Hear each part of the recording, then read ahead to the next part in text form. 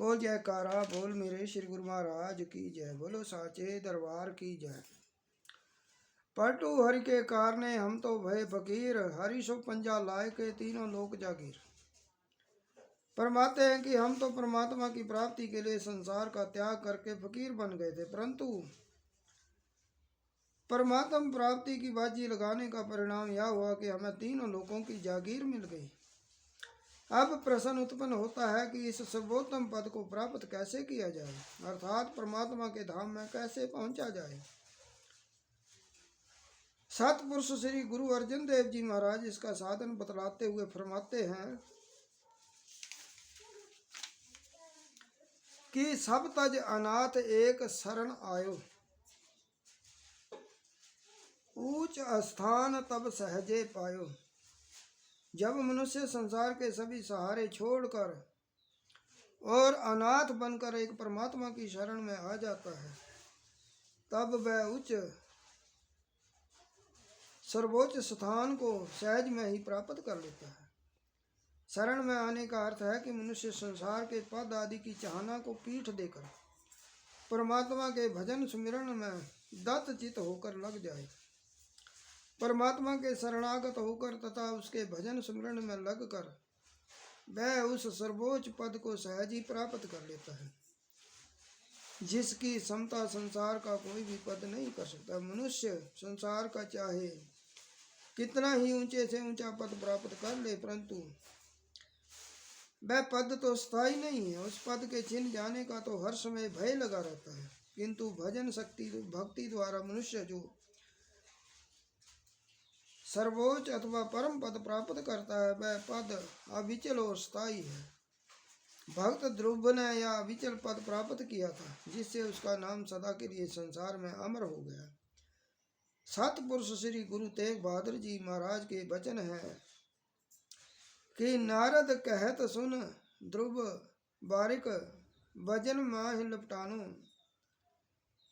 अचल अमर निर्भय पद पायो, जगत जाहि हैरानो। अर्थ है कि नारद जी का उपदेश सुनकर बालक ध्रुव ने भजन सुमरन में मन लगाया। उसके प्रताप से उसने वह अचल अमर और निर्भय पद प्राप्त किया कि आज सारा संसार आश्चर्यचकित है। इसलिए संसार के किसी पद की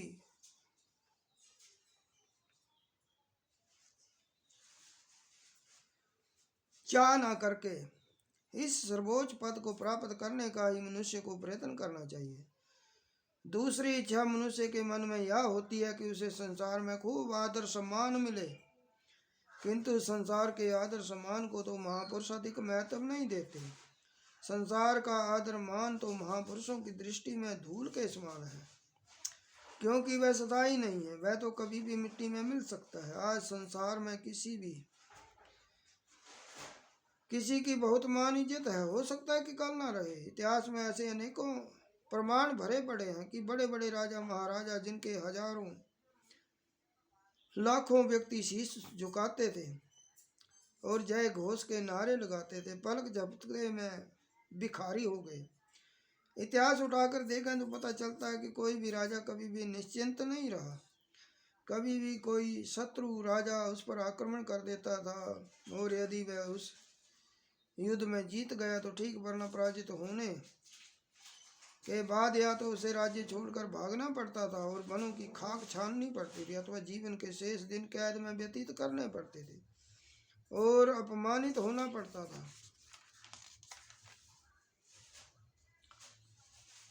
फिर ऐसे झूठे एवं अस्थायी मान सम्मान की इच्छा का क्या करना। इसके विपरीत जिन्होंने परमात्मा के भजन सुमरण में चित्त लगाया है, सत्य स्वरूप परमात्मा के साथ अपना संबंध जोड़ा, उन्होंने सच्ची प्रतिष्ठा प्राप्त की। सतपुरुष श्री गुरु नानक देव जी महाराज के वचन हैं, साच मिले पावे पत सोए, अर्थात जो मनुष्य सत्य स्वरूप परमात्मा में लीन रहता है, उससे मिला रहता है, वही सच्ची प्रतिष्ठा सच्चा मान प्राप्त करता है। सतपुरुष श्री कबीर साहब जी, संत नामदेव जी, संत रविदास जी तथा सतपुरुष श्री गुरु नानक देव जी आदि 10 गुरु साहिबान का जीवन चरित्र पढ़ें तो पता चलता है कि राजा महाराजा तथा बड़े बड़े सेठ साहूकार उनकी कृपा के याचक थे और उनको पारमार्थिक जगत का शहंशाह समझते थे और उन्हें सच्चे बादशाह के नाम से संबोधित करते थे और उनकी यह प्रतिष्ठा आज तक कायम है और सदा कायम रहेगी।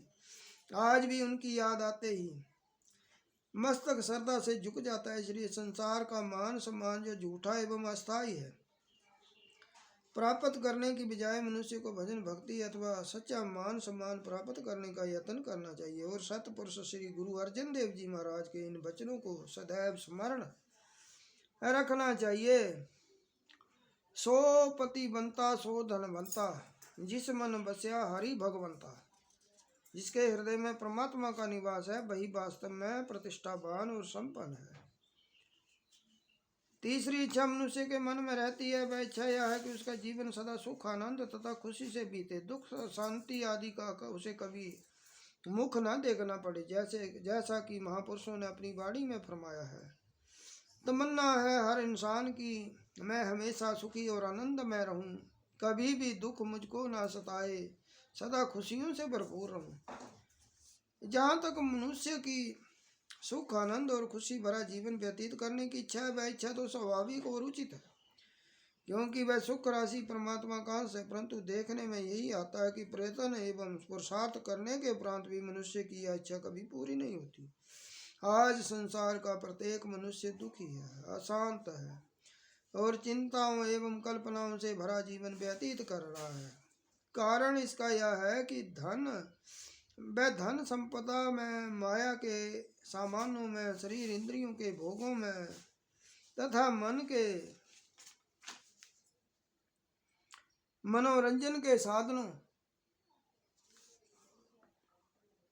और सच्चे सुख और सच्चे आनंद की तलाश करता है। ना उसमें सुख है, ना ही मनुष्य को प्राप्त होता है। पर मनुष्य को उनमें से जो सुख भासता है वह तो मृग तृष्णा के जल के समान है, जिसका कोई अस्तित्व नहीं होता, जो केवल भ्रम है, धोखा है। यही कारण है कि मनुष्य जीवन पर्यंत धन संपदा, माया के सामानों तथा शरीर इंद्रियों के भोगों के पीछे भागता रहता है, परंतु सच्चे सुख की प्राप्ति उसे कदापि नहीं होती। उनमें सुख हो तब तो उसे प्राप्त भी हो, जब उनमें सुख है ही नहीं तो उसे प्राप्त कैसे हो। बोल जयकारा, बोल मेरे श्री गुरु महाराज की जय, बोलो सांचे दरबार की जय, बोलो श्री नगरी निवासी भगवान की जय, बोलो श्री परमहंस